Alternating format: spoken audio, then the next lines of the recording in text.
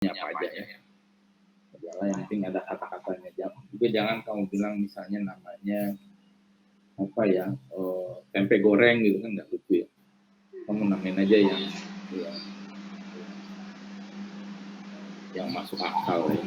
Tempo, Detik, ini kan udah ada harusnya bikin namanya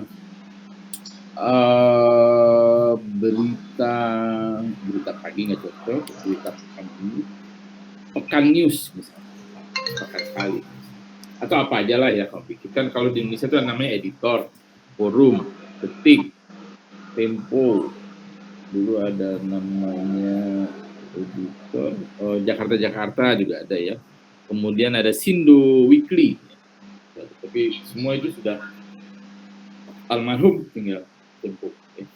Sindo Weekly baru meninggal, mati itu tahun lalu. Forum kayaknya masih ada ya, tapi yang pasti ada Tempo lah. Oke. Nah, cover itu kamu ambil salah satu judul di dalam yang paling top, paling nilai beritanya paling tinggi menurut kamu. Nah, dalam hal ini kamu harus bisa mengalah ya, jangan memaksakan diri untuk menjadikan tulisan kamu cover. Sebenarnya kalau cover story ini isinya ada beberapa tulisan, tapi kita nggak sempat bikin cover story secara benar ya. Cover story itu ceritanya panjang, ada beberapa tulisan di dalamnya, dan mungkin di dalamnya juga makan 16 halaman, 8 halaman gitu. Tulisan pertama, tulisan kedua, biasanya tulisan pertama itu disebut round up-nya, kemudian ada box, ada tulisan pertama, kedua, ketiga, dan seterusnya. Tapi ini kita abaikan aja, kita cari yang menurut kamu itu paling baik dari sisi berita pada di depan. Nah, judul di sini itu kamu bisa berbeda dengan di depan, dalam saya. Jadi tentang judul kita cari lagi nanti di akhir kuliah ini kita akan bahas tentang judul. Judul pada berita ya, nanti kamu bisa kreasikan bagaimana pula membuat judul. Jangan lupa bahwa di dalam majalah itu yang harus ada adalah nama majalahnya ya, kemudian ada gambar, kemudian ada headline ya, ada berita utamanya, kemudian ada berita kedua dan anggap baik juga harus dibaca.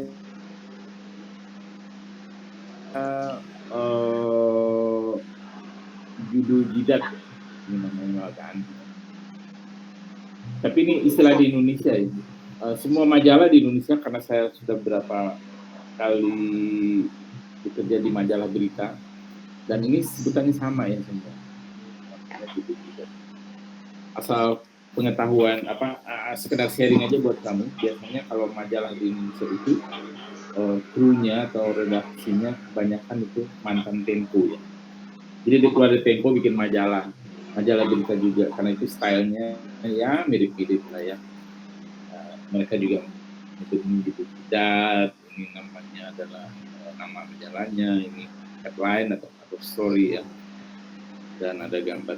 Dan kamu bikin gambar itu nggak boleh ramai sekali sehingga kehilangan fokus. Gambarnya satu aja, tapi fokus ke berita. Sedangkan berita-berita yang lain nggak perlu ada gambarnya. Kayak ini ya, Times, ini kan gambar cuma satu. Ini sini Cilantais. Tapi judul beritanya ada 3. Ini menarik kan, sekali dilihat orang tahu, keren kan, dia fokusnya pada orang ini Perdana Menteri Cina kalau nggak salah ya. Nah kalau majalah anak-anak memang agak beda ya, dia gambarnya banyak. Tapi kalau kayak majalah Hai itu sebenarnya satu, memang banyak, tapi yang lain kecil. Ini juga kan sebenarnya fokusnya pada ini, itu hewan yang dapat menyebabkan gelap. Nah yang lain itu adalah berita-berita kecil. Tempo pun dulu bikin begitu, jadi gambar gede satu, kemudian yang lain kecil. Tapi itu masalah gaya aja, nggak usah khawatirkan. Nah lalu di dalam majalah ini, bagaimana? Apakah majalah ini 2 kolom atau 3 kolom ya? Kamu lihat misalnya ini ya. Ini adalah majalah Tempo. satu halaman ya, di sini ada 3 kolom ya. Sedangkan di halaman lain itu ada 2 kolom ya. Misalnya ini aja halaman terakhir ya. Ini adalah 2 kolom. Apa yang membedakan Tempo itu membuat 2 kolom dan 3 kolom? Bedanya adalah pada majalah yang 2 kolom itu isinya opini. Jadi kalau kamu membuat opini itu artikel ilmiah populer ya, kolom atau opini istilahnya macam-macam ya. Itu 2 kolom. Artinya ini bukan hasil reportase ya, tapi ini adalah opini. Boleh juga hasil reportase tapi dituliskannya dalam bentuk opini. Kalau di Tempo itu ada rubrik selingan ya, itu juga itu kadang-kadang hasil reportase tapi dibikin dalam bentuk soft sehingga dibikin 2 kolom. Nah, sedangkan berita yang ditulis berdasarkan reportase itu dibikin 3 kolom. Ini ya. Ini adalah news ya, news berita di dalam majalah yang ditulis dalam bentuk pictures. Ini 3 kolom. Nah, lalu dalam 3 kolom ini, dalam rubrik seperti tadi saya katakan, itu ada berita yang sifatnya HL. Ada dalam satu rubrik, misalnya ada beberapa tulisan. Maka tulisan pertama itu dibikin lebih besar. Ini saya carikan dulu contohnya.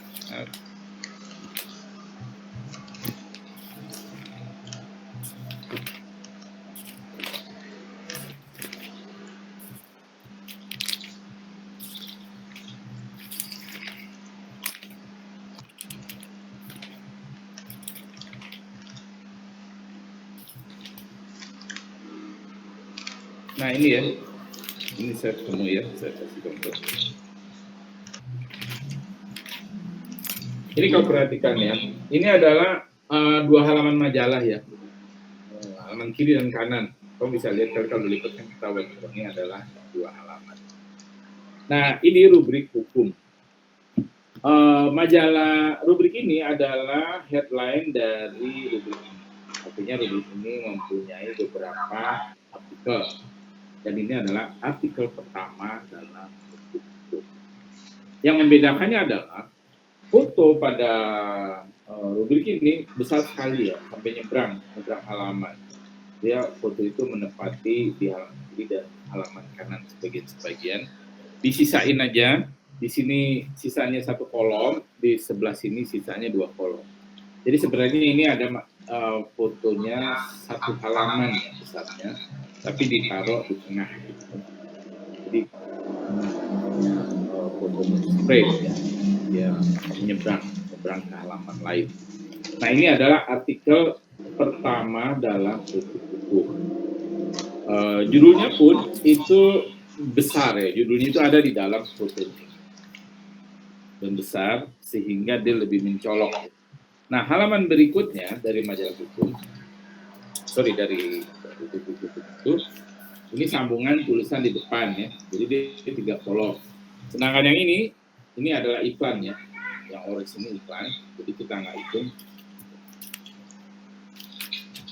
Nah berikutnya adalah tulisan sambungan ya, mungkin ini adalah dari sub tulisan yang tadi ya, ini kronologis ya, dibikin lebih ke infografis. Fotonya masih sama ya, tapi dia judulnya udah kecil ya. Judulnya udah kecil gini, tidak seperti yang tadi yang besar ya. Soalnya kan judulnya besar ya. Nah, pada halaman berikutnya judulnya sudah kecil. Gini kan ya. Nah, ini tulisan kedua dari rubrik hukum. Kemudian ada yang ketiga ya. Ini yang ketiga. Kamu lihat ya, yang ketiga ini judulnya sekolom ya. Beda banget dengan yang tadi judulnya besar 2 kolom. Nah, itu ya, kalau misalnya ada beberapa tulisan dalam satu rubrik, kamu membuatnya, tulisan pertamanya itu besar, judulnya, dan nyebrang fotonya gede-gede, sedangkan tulisan kedua dan ketiga itu kecil. Itu aja patokannya, kalau tulisannya banyak. Nah, lalu, opini ya, itu kan berita ya. Opini itu sebalik lagi sini, itu selalu ada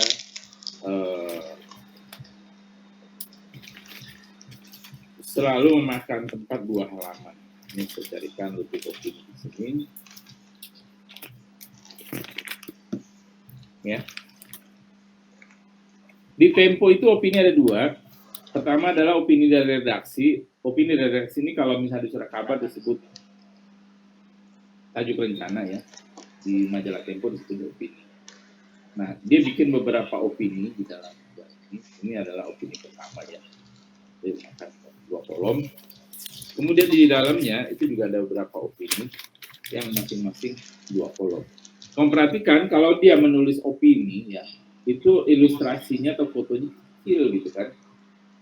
Yang besar adalah teks, ruang teksnya lebih besar. Itu untuk membedakan cara lain untuk membedakan mana yang opini dan mana yang news. Ya. Kalau opini teksnya banyak, kalau news itu keseimbangan antara foto dan teks itu lumayan seimbang. Jadi opini itu isinya 2 kolom dan kalau judul sih terserah ya. Ini judulnya biasanya menyeberang di atasnya semua seperti itu. Beda dengan berita ya. Berita itu judulnya dibatasi oleh kolom. Nah, lalu bagaimana layout itu dibuat supaya seimbang ya? Kamu perhatikan, ini saya buka dari agak depan berarti. Ya. Ini sebenarnya adalah 2 halaman majalah yang tidak berhubungan karena yang di kiri ini yang di kiri yang saya buat ini adalah iklan ya. Sedangkan ini daftar isi. Nah, daftar isi itu makin kesini, Tempo itu bikin daftar isinya makin sedikit halamannya. Ada beberapa artikel yang di blow up itu artinya dibikin summary-nya dikit-dikit. Sedangkan yang lain cukup dikasih nama rubriknya aja, kemudian tutup halamannya. Nah, nanti dibikin gitu. Kamu juga bikin begini boleh, 2 halaman boleh, daftar di sini bebas saja ya. Terus ada yang namanya keseimbangan gini ya. Ini adalah advertorial ya. Advertorial itu adalah artikel yang berbayar. Ini dibayar oleh pemasang iklannya adalah Kementerian Perdagangan. Ya. Dia nulis gini, ini pasti dibayar karena ini iklan. Bagaimana kita tahunya iklan? Ini jelas-jelas di sini disebut rubriknya ya. Rubriknya misalnya Kementerian Perdagangan. Nggak ada kan rubrik Kementerian Perdagangan. Dan biasa secara kode etik, kalau yang iklan itu harus ditulis iklan ya. Nah, ini saya cari ya. Bagaimana tulisan iklan? Mungkin yang ini tapi nggak kelihatan ya. Tapi gampangnya membedakan iklan adalah rubriknya tidak ada dalam daftar isi. Kemudian yang kedua, tipografinya berbeda ya, tipografi pilihan huruf. Pilihan huruf pada artikel dimirip-miripin, tapi sebenarnya dia berbeda dengan tulisan asli majalah. Beda-beda tipis gitu. Oke. Nah, ini tadi tentang keseimbangan yang saya mau dulu. Ini juga iklan ya dari Pemerintah Pekanbaru. Nah, walaupun ini adalah iklan, kamu lihat keseimbangan halaman kiri dan kanannya ya. Di halaman sini, halaman kanan ini fotonya besar dan diimbangi oleh foto di halaman kiri yang besar. Yang kurang lebih besar, memang berbeda, tapi ini jadi seimbang ya. Dilihat majalah jadi lebih enak. Ini pada iklan, tapi pada hasil redaksi, mereka membuatnya jauh lebih indah ya. Misalnya gini.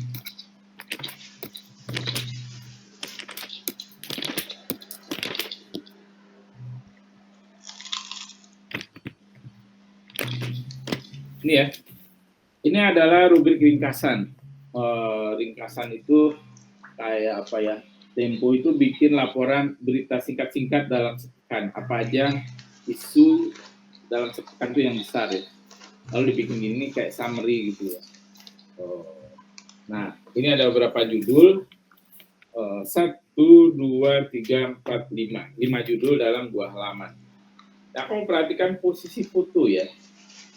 Mereka membuat foto ini bukan dipilih yang ini harus fotonya ini enggak, ini bukan begitu ya, tapi dari awal didesain sebelum tulisan ini dibuat mereka udah bilang jadi kan gini, kapan desain majalah itu dibuat untuk edisi berikutnya, yaitu ketika rapat redaksi, rapat perencanaan. Yang kalau redaktur dan reporter membuat tor, maka desain grafis itu membuat apa namanya ini, membuat mock up ya, kayak apa nanti majalahnya, fotonya ada di mana gitu kan. Nah, dibikin gini, saya untuk ringkasan ada foto gede satu di sini memakan 2 kolom. Kemudian buat mengimbanginya, di halaman berikutnya ada 3 foto kecil, sehingga kalau dibuka begini itu lebih enak ya dilihatnya. Orang kalau membaca majalah, dia bilang nggak baca dulu, kamu dilihat majalah dulu. Jadi dia melihat majalah itu pertama baca, tapi ditandai sama dia, jadi dibolak-balik. Nah, ketika dia membolak-balik itu harus ada unsur keindahan. Unsur keindahannya ini adalah dalam tata letak fotonya, kemudian judulnya. Jadi seperti kamu menangkap nggak sih maksud saya? Apa saya terlalu cepat? Ini saya berikan memang sekilas-sekilas karena poinnya nanti bukan pada layout, tapi pada isi tulisan. Terus saya lanjutkan ya.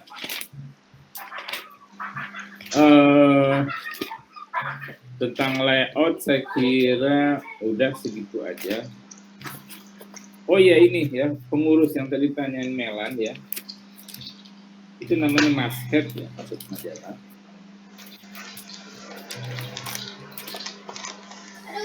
Nah, pada majalah Tempo ya, itu kayak majalah asing ya. Ini adalah daftar orang-orang yang membuat majalah ini. Di dalamnya itu ada dari paling atas ada direktur utama, kemudian ada direktur anu dan lain-lain.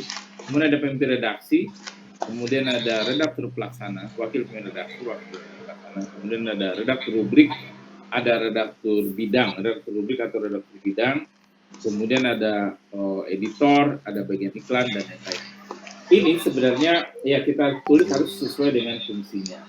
Tapi dalam hal latihan ini kamu kan tidak ada fungsi lain kecuali sebagai reporter dan penulis ya. Pemimpin redaksinya nggak ada, kemudian pelaksananya nggak ada. Nah, dalam hal latihan ini, kamu bikin aja misalnya nama pemimpin redaksi itu, kamu ambil salah seorang dari kamu. Kalau misalnya kamu susah-susah nyarinya, kamu bikin aja nama ketua kelas. Itu versi 1 ya. Kemudian versi 2 yang akan kamu simpan ya, sebagai portfolio kamu tulis aja pemimpin redaksi nama kamu. Jadi beda-beda nanti.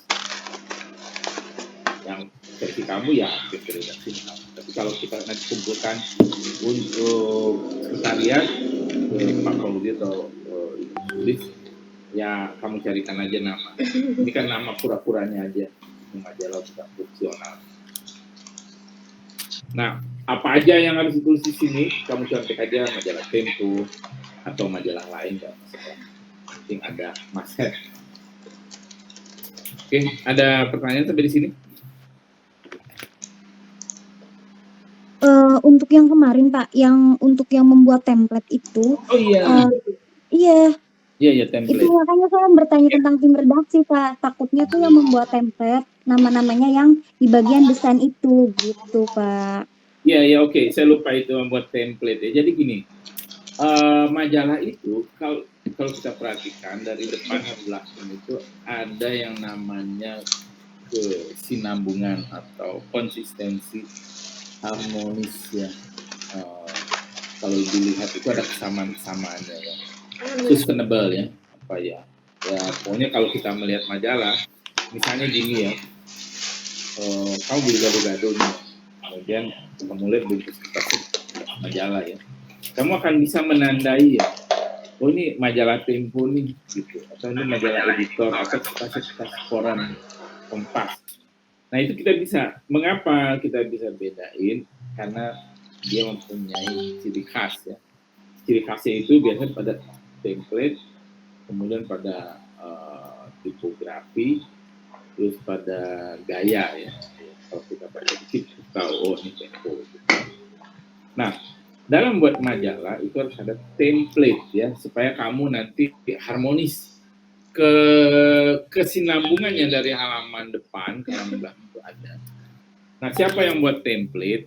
Yang buat template itu dari kamu, sukarelawan aja ya, 1-2 orang yang buat template, yang lain nanti tinggal ini aja, tinggal place ya, tinggal taruh aja artikelnya di situ. Yang harus diingat adalah kalau misalnya dia artikel pertama pada rubrik itu, maka pakailah template yang ukuran gambarnya lebih besar.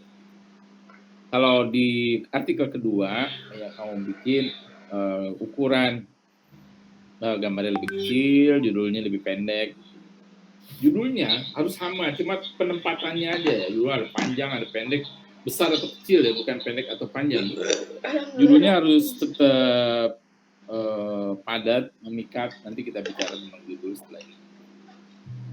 Tetapi dia lebih besar aja hurufnya sehingga dia kelihatan lebih panjang atau lebih menempati ruang lebih besar. Gitu. Nah, jadi untuk membuat template, kamu rundingan aja siapa yang bersedia membuat template-nya, lalu yang lain mengikuti aja di place di situ. Kamu kan udah belajar InDesign.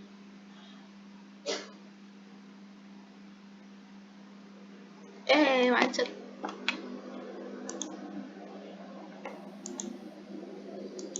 Mahir belum? Sudah pernah membuat majalah Pak, waktu ada pelajaran grafika yang pas Saiful itu. Per kelompok pernah membuat majalah. Nah, iya udah itu patokannya itu aja. Mungkin pakemnya yang beda dikit-dikit ya. Kalau majalah berita, saya nggak tahu kamu bikin majalah apa. Tapi kalau pada majalah berita, pada umumnya patokannya seperti tadi saya katakan. Kalau kamu udah pernah bikin majalah itu, baguslah kamu punya modal, punya pengalaman untuk membuat majalah ini. Sampai di sini ada pertanyaan? Melan mau bertanya lagi Pak, terkait dengan kan majalah ada rubrik opini ya. Bapak kan memilih saya untuk di bagian rubrik opini waktu itu. Kata Bapak ditempatkan lebih baik di rubrik opini aja. Tadi Bapak soalnya tidak menyebutkan rubrik opini, takutnya nggak ada rubrik opininya gitu. Saya ingin memperjelas aja Pak. Oh, ada kan saya sebut ada rubrik opini. Opini itu tulis 2 kolom ya. Kayak gini. Ada 2 contoh rubrik opini tadi ya. Jadi gini ya, oh iya mungkin kurang jelas ya. Rubrik opini pada majalah itu ada 2 ya, ada 2. Yang pertama kayak gini ya. Ini adalah rubrik opini. Ini opini dari redaksi. Artinya opini dari redaksi, ini adalah sikap redaksi tentang suatu masalah yang sedang hot, current issue ya. Kalau ini tentang tata niaga daging impor, ini koran tentang 5 Maret ya. Majalah 5, masih baru sebenarnya tahun 2023. Jadi ada isu daging impor dulu yang besar, kemudian Tempo redaksinya membuat opini untuk menyuarakan pendapat redaksi tentang daging impor ini seperti ini ya. Kemudian ada ini ya. Ada di dalamnya beberapa rubrik tulisan opini lagi, misalnya ini judulnya Jalur Pragmatis Meminang Pasangan. Ini jangan kamu terjemahkan sebagai rubrik jodoh ya. Ini rubrik politik, cara memilih presiden dan wakil presiden, presiden dan pasangannya wakilnya gitu ya. Dan beberapa, nah majalah Tempo ini dia banyak rubrik opini terus redaksinya untuk memberikan sikap redaksi terhadap masalah yang sedang berkembang. Setidaknya ini ada 5 berarti. 1, 2, 3, 4. Tapi 5 halaman ya. Ada yang 1 artikel lebih panjang. Ini contoh 1 rubrik opini. Contoh yang kedua rubrik opini adalah ini. Namanya bisa macam-macam ya rubrik opini itu. Kalau di Tempo dibedakan berdasarkan siapa yang nulis ya. Kalau dari redaksi namanya opini. Sedangkan ini juga opini, tapi namanya catatan pinggir. Ini adalah rubrik opini yang ditulis oleh Gunawan Muhammad. Dia sampai sekarang itu sudah menulis catatan pinggir ini sejak majalah ini pertama terbit sampai dengan bulan Maret. Bulan Maret dia pamit, dia nggak menulis lagi, udah ketuaan, dia capek. Ya. Kamu bayangin kalau dibukukan itu tebal-tebal, saya punya beberapa itu kumpulan catatan pinggir Gunawan Muhammad. Kalau nggak salah udah 9 judul tebel-tebel, 9 buku tebel-tebel. Ini adalah rubrik opini juga ya. Nah, lalu ada lagi rubrik opini yang lain yang ditulis oleh redaksi ya. Namanya di sini selingan ya. Nah, ini cocok nih dengan karakter tulisan Melan ya, yang bikin tentang Baduy ya. Nah ini kamu lihat ya, ini kalau kamu ada majalahnya boleh juga, ini edisi Maret, edisi Februari Maret tahun 2023. Dia bikin tentang menelusuri sebaran makam Cina kuno Semarang ya. Oh, ini saya pernah sini ya, lihat. Jadi dia bikin tentang makam kuno di Semarang ini yang rubrik, jadi dia namanya rubriknya selingan ya, tapi ini adalah reportase yang ditulis dalam bentuk opini. Jadi pendapat redaksinya masuk sedikit, tapi secara keseluruhan ini nggak bisa disebut hard news atau ini lebih tepat disebut memang feature news, cuma ada opininya ya. Jadi lebih tepat disebut opini, makanya dia nulis aja namanya selingan gitu kan. Tapi berdasarkan reportase, kira-kira seperti yang dibikin Melan gitu kan. Nah, halaman pertama dikasih foto yang besar dan foto sangat kuat ya, redaksinya. Ini terdiri dari beberapa tulisan nih. Nah ini halaman keduanya mulai masuk tulisannya. Karena dia lebih menghibur, fotonya juga lebih banyak, gede-gede maksud saya ya. Sedangkan ini mulai judulnya ada di halaman sebelah tadi ya. Ini judulnya ada di foto besar, kemudian di halaman berikutnya ada langsung bikin artikelnya ya. Nah, dalam beberapa, maksud saya dalam satu selingan ini, begini, tulisannya ada beberapa. Ini satu tulisan. Kemudian tulisan keduanya ya, yang ini. Ini tulisan keduanya. Aku nggak ngerti. Kemudian ada tulisan ketiganya lagi. Oh, nggak ada, ini cuma 2 tulisan. Nah, tetapi ya, ini yang membedakannya dengan opini yang lain, karena ini adalah opini berdasarkan reportase dan ditaruh rubrik selingan. Mereka sudah membuat ketetapan kalau rubrik selingan itu karena berdasarkan reportase dibikin 3 kolom ya. Jadi ini tidak semata-mata opini dari penulisnya, tetapi bercampur ya antara reportase dan opini wartawan. Nah, sehingga lebih tepat disebut rubrik opini karena kemasukan opini ya. Tidak bisa dibilang news 100%, dan Tempo membuatnya 3 halaman. Dan kamu 3 kolom ya. Kamu bebas saja, kamu bikin 2 kolom, 3 kolom, yang penting di sininya kamu rubriknya mungkin kamu sebut selingan atau rubrik misalnya jangan sebut jalan-jalan ya. Karena kamu kan nggak jalan-jalan di situ ya. Lain hal kalau kamu tulisnya jalan-jalan. Kamu sebut aja rubriknya misalnya selingan atau kopi pahit, kopi manis gitu. Pokoknya menggambarkan bahwa ini enak dibaca gitu loh buat pengetahuan kita, seperti enak diminum. Kira-kira gitu ya, Melan.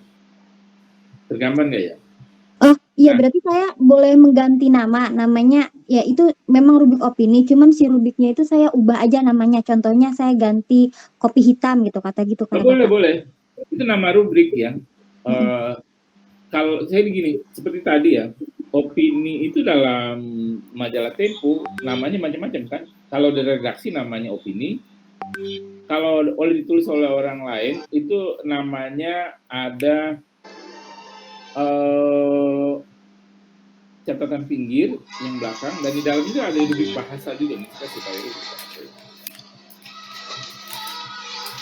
itu opini juga, dan ditulis 2 kolom juga. Nah ini ya. Ini rubrik bahasa, ya. Tentang bahasa isinya 2 kolom. Ya. Kemudian di sebelahnya juga ada opini lain.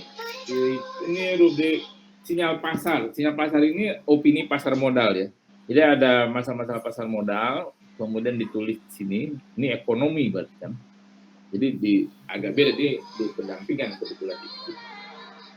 Jadi di sini sendiri nama rubriknya beda-beda ya.